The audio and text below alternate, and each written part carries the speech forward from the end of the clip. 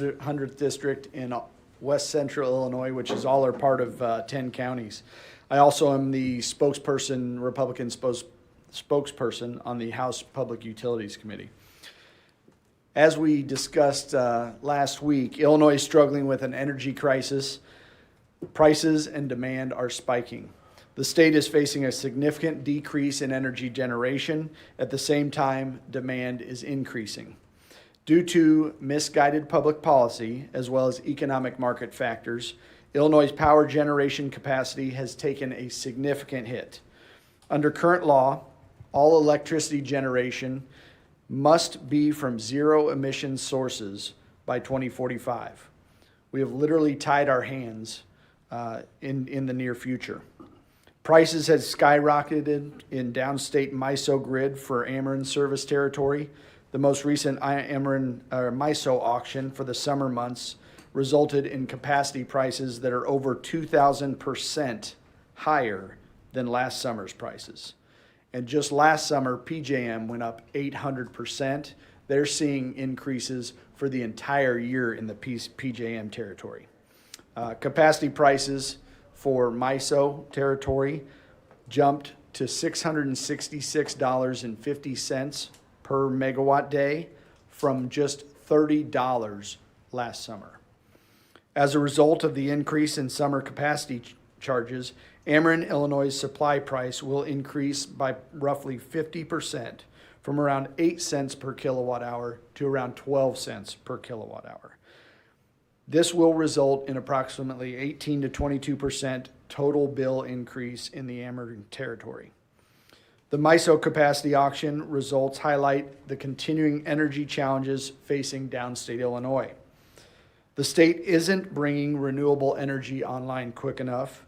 Illinois is behind on its goals for renewable generation.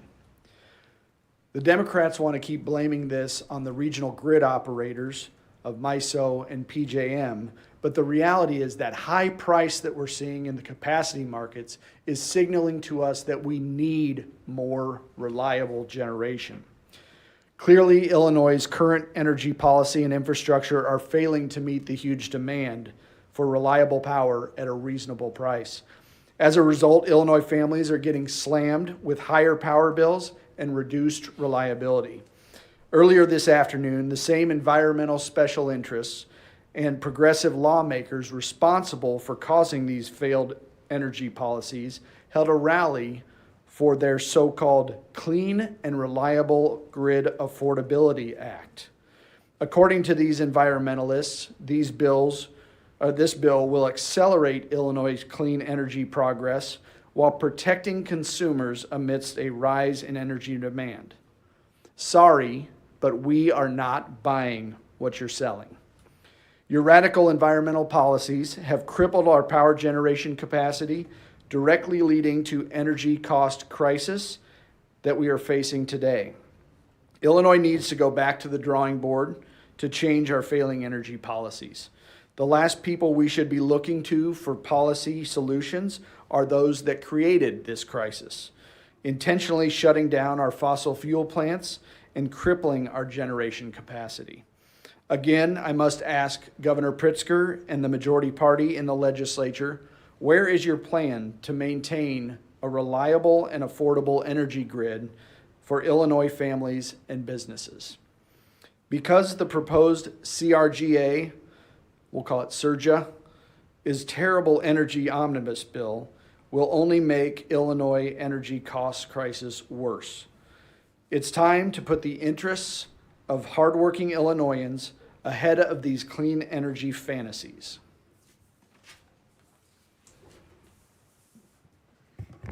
Thanks. I'm State Representative Travis Weaver, and I represent Central Illinois in the 93rd District.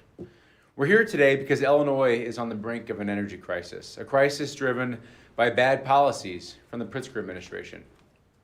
Since the governor's election in 2018, Illinois has fallen 9 places from 27th to 36th in energy affordability. That means every year since his election, one, sometimes 2 states leapfrog right over Illinois in competitiveness and energy affordability. Decades of energy investment simply erased. Illinois families and businesses will feel the brunt of electric rate increases in the coming months and years unless smart policies are enacted. The most recent data from Ameren is not good. Costs to grocery stores, school districts, manufacturers, and other businesses are projected to skyrocket, some doubling or even tripling over the next decade. Energy-intensive manufacturers can expect to experience as much as a $3 million rise in their energy costs. Without a fix, this sends a clear message from the governor. Manufacturing companies are not welcome here. The Pritzker administration has touted renewable energy sources, but traditional energy is handcuffed, and costs are becoming unaffordable, clearly. Illinois leads the nation in nuclear generation, but much of our infrastructure lies underused or shuttered. Power plants across the state have been shut down with over 3,500 megawatts of capacity gone under the current administration. That's enough power to provide electricity for 750,000 homes. 750,000 homes vanished. That's a staggering decline in supply, intentionally. Our failing energy policies are a direct result of irresponsible planning and have caused our power rates to increase faster than all of our Midwestern neighbors, and everyday citizens are on the hook. House Republicans have a full slate of proposals ready to right the ship as we enter the last few days of our legislative session. Let's remember, bad policy brought us here, only smart policy can get us out. Thanks.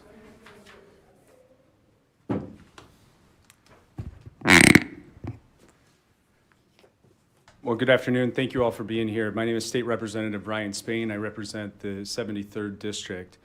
The reason we're here today in the final days of session is to urge our colleagues in both the House and the Senate to say no, to vote no to the J.B. Pritzker power plan.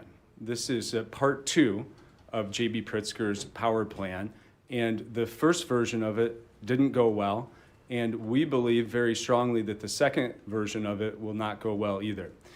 Hundreds of pages of legislative texts were dropped over the weekend, I think some 600 pages that we've been reviewing, and the bottom line is that the Pritzker power plan is bad for job creators, bad for families, bad for taxpayers and ratepayers. So let's talk about why.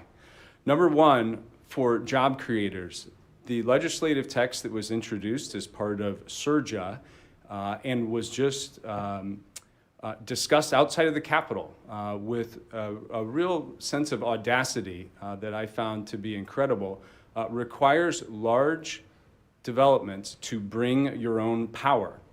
And while the environmental advocates describe this as a way to curb the proliferation of data centers, the fact is that the requirements of bringing your own power will not just affect data centers, which are important investments for great jobs in communities throughout the state, but they'll affect typical manufacturing plants as well, providing an even more chilling impact on economic development in the state of Illinois.